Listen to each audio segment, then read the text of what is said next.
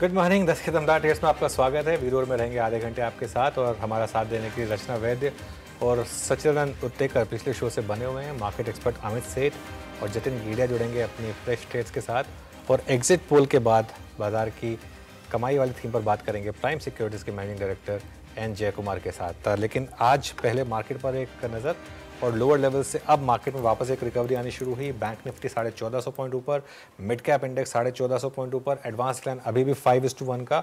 और आज की थीम है पीएसयूज। आप देखिए टॉप गेनर्स में REC, PFC, Power Grid, Bank of Baroda, HPCL, BEL, GAIL, ये सब स्टॉक शामिल है, एनटीपीसी। और साथ में उसमें जोड़ दीजिए आप Adani group stocks. Adani port अब 11% ऊपर और अदानी एंटरप्राइजेस 9% ऊपर। ओके, तो ये अगर आप देखिए बाजार की अब तक की थीम रही और अब तक का चलन जिस प्रकार कर रहा, और निफ्टी अब 23,169 पे। अब एक काम करते हैं, ट्रेड्स पिक करना शुरू करते हैं। रचना वैद्य जी, सचिन जी हमारे साथ कार्यक्रम में हैं ही, और अमित सेठ और जतिन केडिया हमारे साथ फ्रेश पर्सपेक्टिव लेके जुड़े हैं। आप सभी को नमस्कार, कार्यक्रम में स्वागत है आपका। अमित, आपके दो ट्रेड्स इस वक्त के। Good morning Viren ji, good morning Anuj ji and everybody on the panel.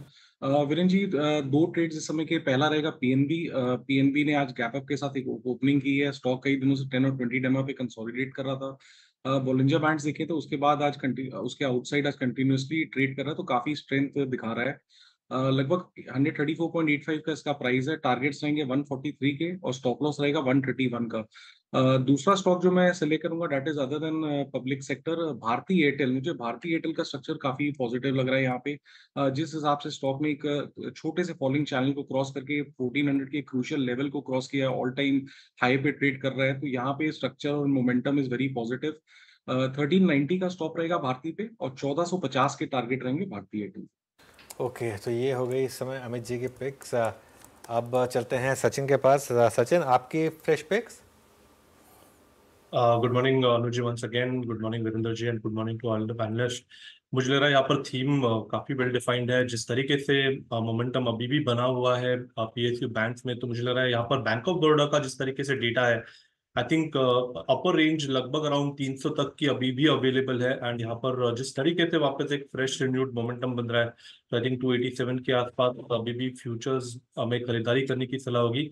Position 1 से 2 दिनों के लिए होल्ड करें। 300 और 310 के दो लक्ष्य होंगे एंड स्टॉप लॉस मुझे लग रहा है 283 के आसपास पोजीशन किया जा सकता है। जो सेकंड ट्रेड है, मुझे लग रहा है अल्ट्राटेक सीमेंट के बाद सीमेंट्स में थोड़ी सी अच्छी यहाँ पर तेजी नजर आ रही है। एंड उसमें से एक काफी अच्छी डाइवर्जिंग ट्रेंड नजर आ रही है दालमिया भारत के स्ट्रक्चर में। मुझे लग रहा है यहाँ पर इसके आरएसआई में डेली चार्ट पे काफी दिनों से एक पॉजिटिव डाइवर्जेंस था। जिस तरीके से ओपनिंग हुई है और प्लस 1800 के आसपास एक बेस बनाने का प्रयास हो रहा है, तो मुझे लग रहा है एक काफी अच्छी ट्रेंड रिवर्सल मूव यहाँ पर कैपिटलाइज हो सकती है। सो ट्रेडिंग के लिहाज से पहला टारगेट होगा अराउंड 1920 का, बट पोजिशनली मुझे लग रहा है 2040 के आसपास, जहां पर इसका 200 day exponential moving average trend हो रही है, तो मुझे लग रहा है वहां तक एक अच्छी ट्रेंड बन सकती है ऑन द पॉजिटिव साइड। तो अपने पोर्टफोलियो में जरूर उतारे इसे। स्टॉप लॉस आपको लगभग अराउंड 1785 पे लगाना है on a closing basis and खरीदारी करनी है दालमिया भारत के फ्यूचर में।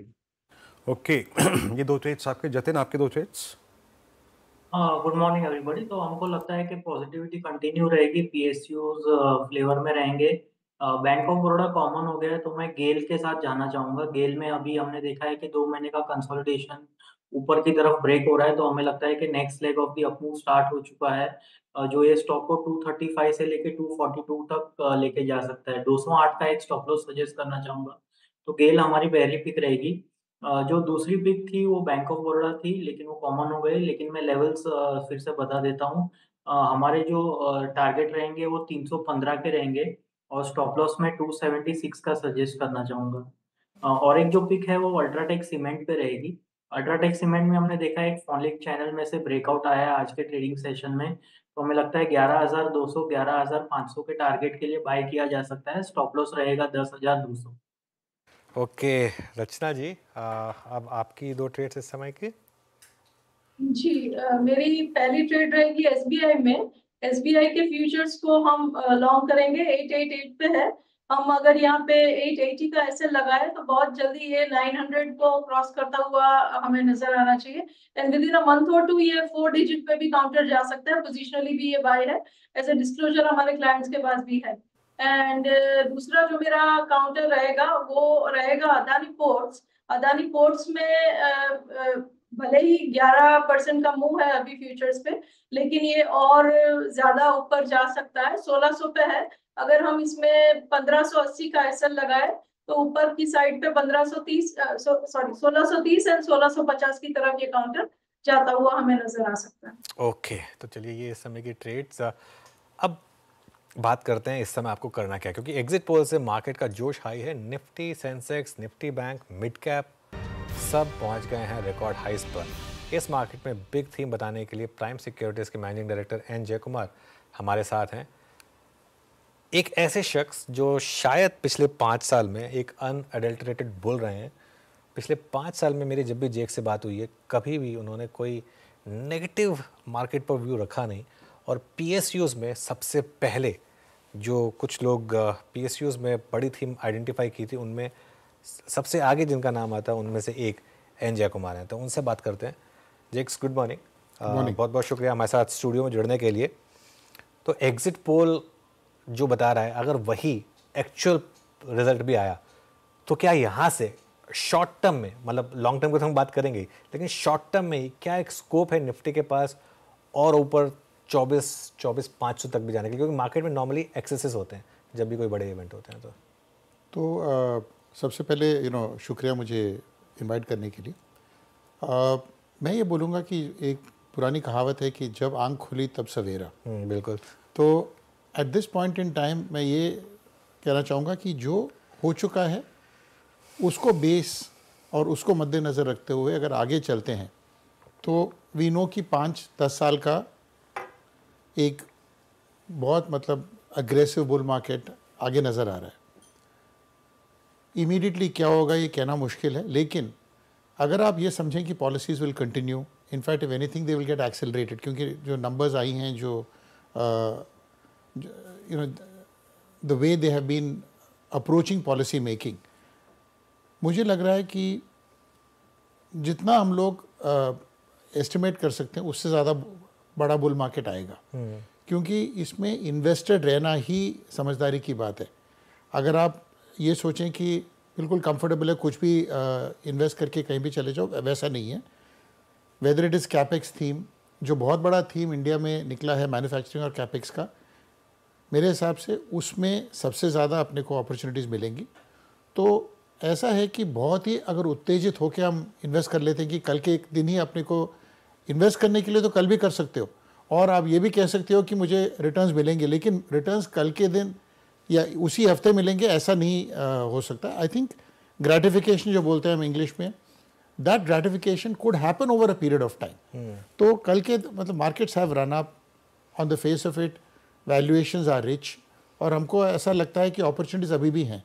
लेकिन अपॉर्चुनिटीज़ में मतलब कहीं भी ये लिखा नहीं कि इन्वेस्ट करके ही अगले दिन आपको प्लस में रहोगे और इंस्टेंट ग्रेटिफिकेशन जो लोग चेस करते हैं, वो नहीं होगा।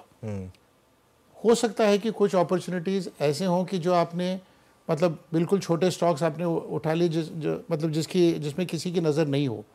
लेकिन the big story in India is not that. The story in India is foreigners जो अभी तक नेट सेलर्स रह चुके हैं, मेरे हिसाब से वो कभी ना कभी वापस एंटर करेंगे।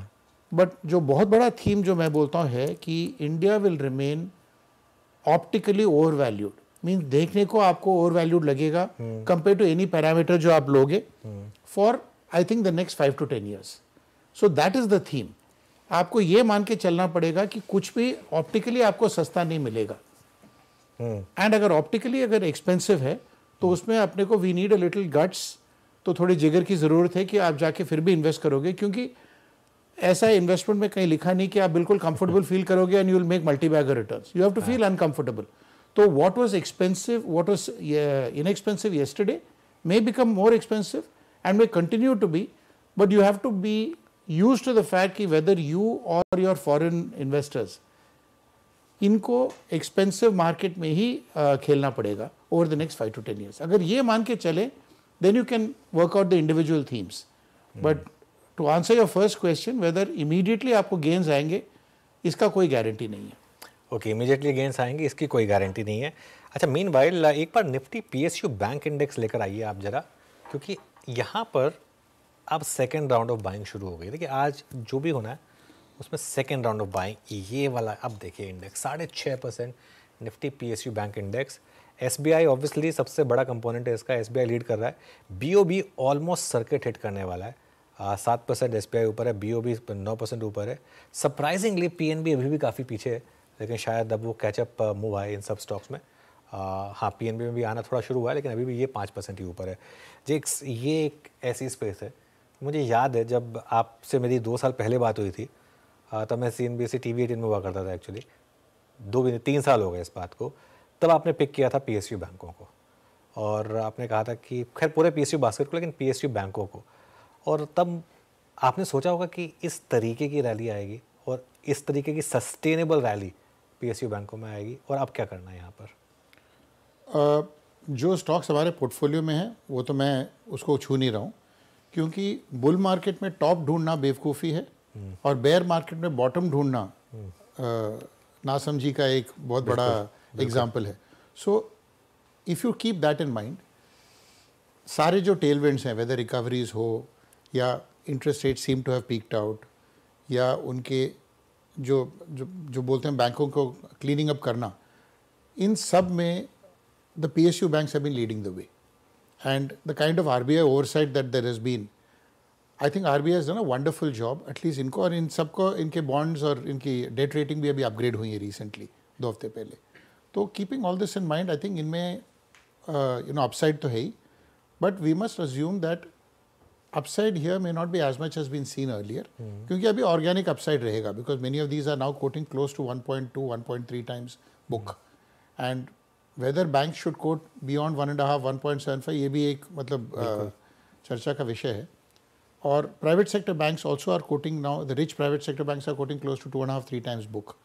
सो मेरे हिसाब से अपॉर्चुनिटी यहाँ पर छोटे प्राइवेट सेक्टर बैंक्स में है, जो 1 टाइम बुक और just around 1 time book quote कर रही हैं। बिकॉज एक चीज़ तो पक्का है कि जिस तरीके से RBI ने इनको कंट्रोल किया है, जो ओवरसाइट किया है, यहाँ पर कोई स्कैम्स या कोई बड़े इश्यूज़ का मतलब कोई गुंजाइश नहीं रहेगी अभी। तो अगर balance sheets are cleaned, there is no reason why a smaller private sector bank should not be quoting slightly higher. तो वहाँ मुझे ज़्यादा अपॉर्चुनिटी नज़र आ रहे हैं compare to public sector banks at this point in time. Organic growth रहेगा, public sector banks will be at the forefront of all kinds of expansion, जैसे ये भी पावर सेक्टर में, कैपेक्स में, लैंडिंग तो अल्टीमेटली करना ही पड़ेगा। But I think the big retail growth that there has been, उसका भी मेरे हिसाब से इतना बड़ा अपॉर्चुनिटी नहीं है जो प्राइवेट सेक्टर बैंक्स में है, is my limited sort of take on this. Power grid में सर्किट लग गया बाय द वे, 10% के सर्किट पर, टेम्प्रेरी सर्किट है ऑब्वियसली, और HPCL ऑलमोस्ट वहाँ जा रहा है, BPCL ऑलमोस्ट वहाँ जा रहा है। एक मार्केट में जो सबसे अच्छा, मार्केट में क्या होता है, कई बार इतनी ईजी ट्रेड्स देता है आपको मार्केट। जब 2 रुपये का प्राइस कट आया था, सबको पता था कि ये इलेक्शन से रिलेटेड एक मूव था, और उसके बाद पॉलिसी तो चेंज हो नहीं रही थी, वहाँ से तो खैर 40% भाग गए ये PSU oil marketing company stocks. क्या इनमें अभी भी जगह है? अगर आपने मिस कर दी वो रैली, तो क्या यहाँ पर अभी भी आप इनको बाय कर सकते हैं? I think oil marketing companies definitely have the opportunity even now left with them. और ये बात मैंने आपसे मतलब सहमत नहीं हूँ कि इजी ट्रेड था। मार्केट में इजी कुछ भी नहीं होता है, ये बात मैं मानता हूँ। हाँ, कि मतलब ये रेट्रोस्पेक्ट में लगता है ऐसे। हाँ, नहीं, हमने बात की थी एक्चुअली इसकी, मुझे याद है इसके लिए कि सो उसमें at that point in time they were undervalued regardless. तो उस अंडरवैल्यूएशन से उनका if you had played it through the election results, then obviously the popup was going to come. But अभी भी जैसे अगर आप देखोगे डिफेंस स्टॉक्स देखो, और आप रेलवेज का मैं इतना बोलूँगा नहीं, डिफेंस का ज़रूर बोलूँगा, क्योंकि गवर्नमेंट PSU में एक बहुत बड़ा एक इम्पॉर्टेंट पॉइंट है जो आपको मैं वापस दोहराना चाहता हूँ।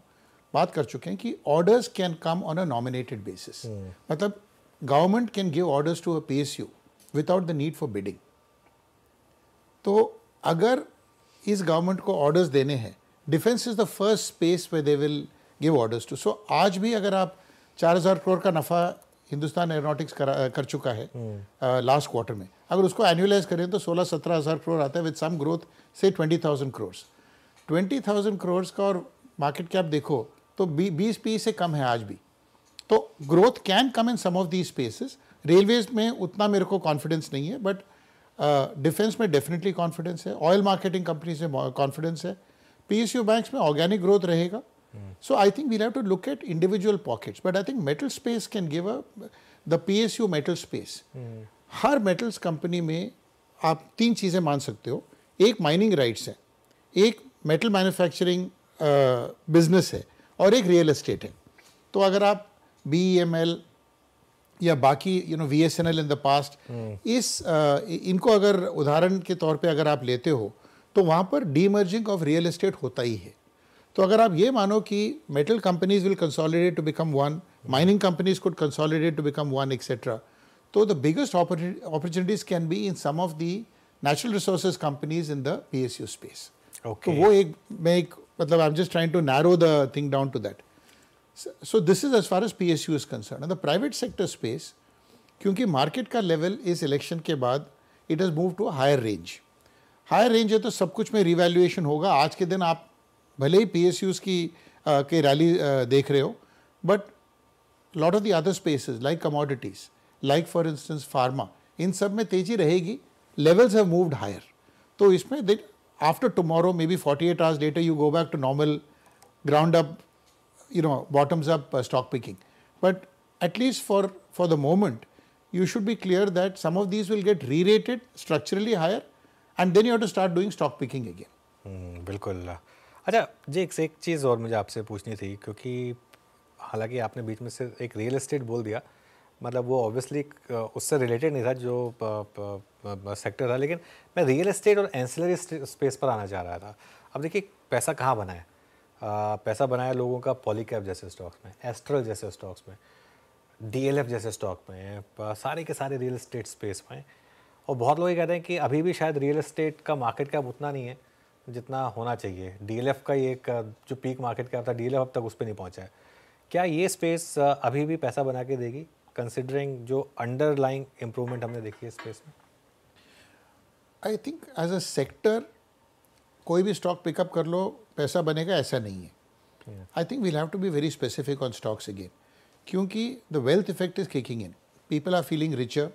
जो लोगों ने जो लोग SIPs कर रहे हैं, जो रेगुलर इन्वेस्टमेंट्स कर रहे हैं, they are definitely feeling richer. Therefore the first sign of that is when the highest segment starts buying luxury real estate, जो कि आप नेम्स एवरी सेकेंड वीक आप देख रहे हो कि किसने बॉम्बे में 1 लाख रुपए स्क्वायर फुट पे ले लिया, 1.5 लाख पे ले लिया. तो ऐसा आपको कई सारे मतलब न्यूज़ आर्टिकल्स आएंगे. The next thing is where companies like DLF for the mass affluent, जैसे बुकिंग शुरू करते हैं तो 1 घंटे में ही सारा बुकिंग हो जाता है, प्री बुकिंग हो जाता है, 50 लाख का डिपॉजिट पे भी हो जाता है. So that's the next phase. But the real तेजी एज दे से in the real estate space will come in when the rural participation also comes in. So rural consumption, rural wealth effect also needs to kick in. So affordable housing and the sort of 50 lakh, 1 crore, 2 crore ticket size also starts moving.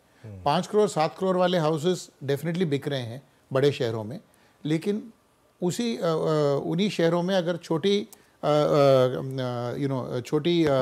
units का भी अगर बिक्री हो, तो I think that is where you will find a bigger तेजी in this space. नहीं तो you have a problem कि दिस कुड बी मतलब an opportunity, I mean for 2-3 quarters but not beyond. बिल्कुल. हाँ, 1-1.5 करोड़ का घर भी अब आजकल अफोर्डेबल बास्केट में आ गया है.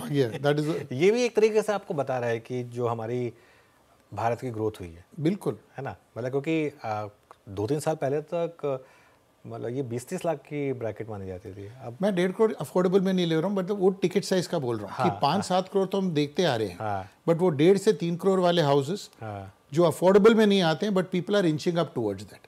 एंड द रियलिटी इज अगर अपना पर कैपिटा कंजम्पशन बढ़ रहा है तो दीज काइंड ऑफ परचेसेस में वृद्धि आएगी, उसमें दो राय नहीं है. फिलहाल आप कहाँ देख रहे हो, ये गर्मी है, you see air conditioning companies, you see the likes of Voltas, etc. There is unbelievable demand at the ground level. So air conditioners ka, the second air conditioner, fourth air conditioner purchases, that kind of stuff is happening. But I think when it moves to a larger purchases of things like houses, then you know that the per capita is kicking in. And एक बार ये 2,500-3 हज़ार का bracket अगर एक बार 3.5-4 के जो होगा, then you will find some of these happening and the redefinition of affordability. बिल्कुल, मेरी नज़र पीएसयू से हट ही नहीं रही है जिक्स। अब देखिए आप इस समय एफ&ओ के टॉप गेनर्स 12 के 12 टॉप गेनर्स अब पीएसयूज हैं। सीपीएससी इंडेक्स 7.5% ऊपर है। सोचिए CPSC index, power grid circuit पर, bank of Baroda almost there, GAIL almost there, NTPC, PFC, SBI सभी के सभी ऑलमोस्ट वहाँ पर जाने की तैयारी कर रहे हैं। और उसके अलावा ऑब्वियसली बीईएल ये भी आज सुबह एक मेंशन भी था 7.5% ऊपर। अच्छा, इसमें एक चीज़ जो बहुत लोग पूछेंगे, क्या कहीं बहुत जल्दी तो नहीं हो रहा है? मतलब बहुत ज़्यादा गेंस फ्रंट लोड तो नहीं हो रहे हैं? भले ही जैसे नंबर्स वगैरह सब अच्छे रहे हैं इनके, मजगांव डॉक के भी नंबर्स अच्छे थे, आई थिंक बीईएल के खुद के नंबर्स भी ठीक ठाक थे, लेकिन क्या जिस तरीके के मार्केट कैप हो गए हैं, थोड़ा कहीं बहुत ज़्यादा तो जल्दी प्राइस से नहीं हो गया है? मार्केट्स में ये होता ही है। जब मंदी आती है तो एक्सेसिव पेसिमिज्म होता है। और जब तेजी होती है तो वो उत्तेजित होकर लोग जस्ट एक्सपोजर के लिए भी कुछ भी खरीदना चाहते हैं। वो होता ही है। आई थिंक आज का दिन जो है, आई थिंक ये सिर्फ सलामी दे रहा है for the numbers that we have seen. इसमें आप इंडिविजुअल स्टॉक्स में अगर लॉजिक ढूंढने जाओ तो मिलेगा नहीं आपको। 4 दिन के बाद individual stocks will start moving on their own fundamentals. So I think इसमें I would not pay too much attention to the movements today, other than to say they are, ये पता किस चीज़ का इंडिकेटर है कि तलब बहुत ज़्यादा थी कि people want to participate and there's a much greater participation of retail. आप ये तो देखते हो कि कोई प्रमोटर आके 15% कोई कंपनी का बेच देता है, लेकिन आपको ये आइडिया नहीं कि खरीदता कौन है और ख़रीदार कहाँ है। कोई इंदौर में बैठा हुआ 500 शेयर खरीदता है, कोई कोयम्बतूर में 200 शेयर खरीद रहा है, कोई बिलासपुर में कोई खरीद रहा है, कोई यूपी के कोई शेयर मेरिट में खरीद रहा है। तो that is the kind of thing that is happening कि the retailisation of this and the most important yardstick जो मैं भी आपको बोलूँगा कि जो आपके चैनल को ट्रैक करना चाहिए इस 5 साल पहले द रिटेल सेविंग्स का जो 3-3.5% स्टॉक मार्केट में था, आज वो कुछ 4.5-5% या 5.25% के रेंज में इतना ही बड़ा है अभी, इतना ही बड़ा है सिर्फ। तो और ये डेवलप्ड कंट्रीज में this could be up to 40 to 50, well could actually 15 to 20%, ठीक है, because there are other financial assets also they pick up. हमारे यहाँ पर जो सेविंग्स का डाइवर्जन होता था 3 चीज़ों में होता था। या तो आप घर खरीदते थे विदाउट डेट, या आप गोल्ड में रखते थे, या अगर बहुत ज़्यादा अगर आप अग्रेसिव हो तो थोड़ा बहुत स्टॉक मार्केट में रखते थे। Today that is changing. So from that point of view, अगर ये 7-7.5% हुआ over the next 3, 4, 5 years, तो I don't want to tell you, but the markets therefore will remain overvalued optically for long periods of time. Okay, चलिए जेक्स, कुछ fresh ideas अगर अब आप देना चाहें तो। पिछली बार आप आए थे तो आपने 2-3 आइडियाज़ की बात की थी। स्टॉक स्पेसिफिक होना चाहें तो और भी अच्छी बात है, अगर नहीं भी होना चाहें तो थीम्स अगर आप बताना चाहें तो यहाँ से। I would say small private sector banks is a big theme because a lot of NBFCs could start consolidating into this. आज हम देख रहे हैं कि the biggest proliferation जो फैला है वो NBFCs का है। मतलब I think over 100 NBFCs are listed, maybe even more. NBFCs by themselves, RBI is not very clear कि उनको funding जब तक नहीं मिलेगा क्या करेंगे। So I think many of those NBFCs are today supporting MSME space, supporting the small manufacturing space, supporting even mid-cap manufacturing companies. अगर ये consolidate हो सकती हैं तो they will consolidate into smaller banks, which can actually offer great potential for growth. So that is one theme which is small banks, small private sector banks. The other thing I would actually say is defense का theme तो हमने PSUs के आई से देख ही लिया है, लेकिन a lot of small private sector companies are feeding into these because everything is not manufactured by the PSUs. They outsource a lot. So small private sector individual companies on the manufacturing theme but related to defense could be a big play again. And the third play could be this manufacturing in India का जो है, I think there is going to be a lot more on the PLI. And I think a lot more on the PLI in pharma can happen because I think now, medical independence as a concept, I think is something that, lot more, should I say, incentives for manufacturing in India and lot more partnerships of overseas MNCs in India could happen. I think these could be some of the themes that we could play out, but some of the other larger themes, whether it's pharma, etc., that we have discussed in the past, continue to hold. Alright जेक्स, बहुत बहुत शुक्रिया आज हमारे साथ जुड़ने के लिए और Thank you. हमसे बात करने के लिए। मज़ा आया आपसे बात करके एज ऑलवेज। चलिए अब कुछ ही मिनट बाकी हैं, आप अमित सेठ के पास चलते हैं। अमित जी, जब ये कॉन्वर्सेशन चल रही थी, कोई स्टॉक आइडिया आपके रेडार पर आया हो तो? जी वीरेन जी, सॉरी अनुज जी, नजर सिर्फ इस समय पीएसयू बैंक्स पे ही पड़ रही है क्योंकि वहां पे स्ट्रेंथ और मोमेंटम है। तो जैसे स्टार्टिंग में मैंने पीएनबी चूज किया था, उसके बाद मुझे वैसे तो बहुत बार डिस्कस हो चुका है, लेकिन कैनरा बैंक और बैंक ऑफ बड़ौदा यहाँ से भी अच्छा लग रहा है। PNB is a catch up play, मुझे लगता है 140 145 तक ये चला जाना चाहिए। कैनरा बैंक यहाँ पे अगर कोई पोजीशन बनाता है तो 122 का स्टॉप लॉस रखे, 132 तक के टारगेट्स रहेंगे। ओके, कैनरा बैंक पर भी ध्यान रख सकते हैं आप। जतिन, आपके रेडार पर कोई फ्रेश ट्रेड आई?